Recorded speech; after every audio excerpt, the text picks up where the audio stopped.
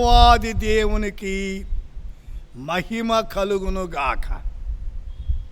ఈ సమయంలో మీరందరూ యూట్యూబ్ దగ్గరికి వచ్చి దేవుని మాటలు విని దైవ దీవెన పొందండి.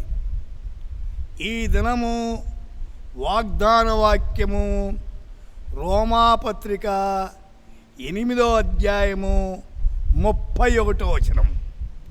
దేవుడు మన పక్షముండగా మనకు విరోధి ఎవడు? If God be for us who can be against us? परमेश्वर हमारी ओर है तो हमारा విరోధి కౌన్ హో సక్తా? దేవుడు మన పక్షములో ఉంటే మనకు విరోధి లేడండి. ఎవరున్నారు మన పక్షములో? నీ కుటుంబ పక్షములో, నీ పిల్లల పక్షములో, నీ ఉద్యోగ పక్షములో, నీ సమాజ పక్షములో దేవుడు మన పక్షం ఉండాలి.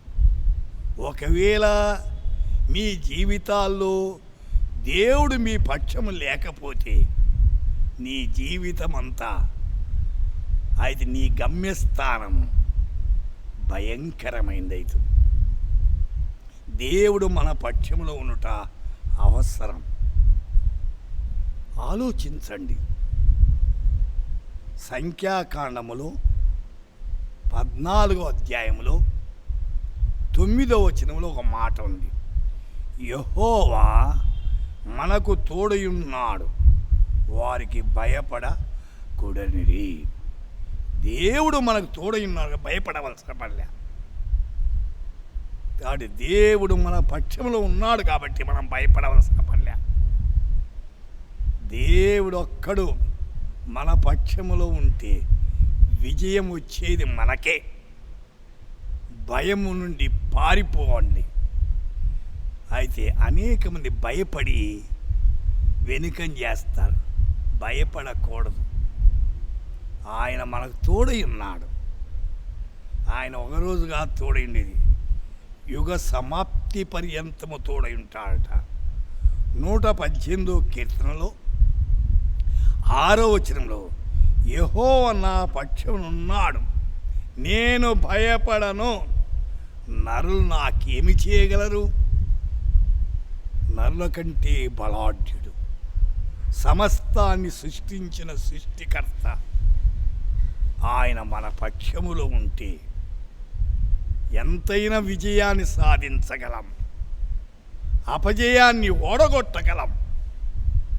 దేవుని యొక్క మహత్తరమైన శక్తిని పొంది ముందుకు సాగగలం. వినుచున్న శ్రోత, దేవుడు నీ పక్షములో ఉన్నాడా? ఇంకా ఆయన నీ పక్షములో చేర్చుకోకపోతే నేడే ఆయన నీ పక్షములోనికి ఆహ్వానించి విజయాన్ని సాధించి ముందుకు సాగు. ప్రార్థన చేద్దాం.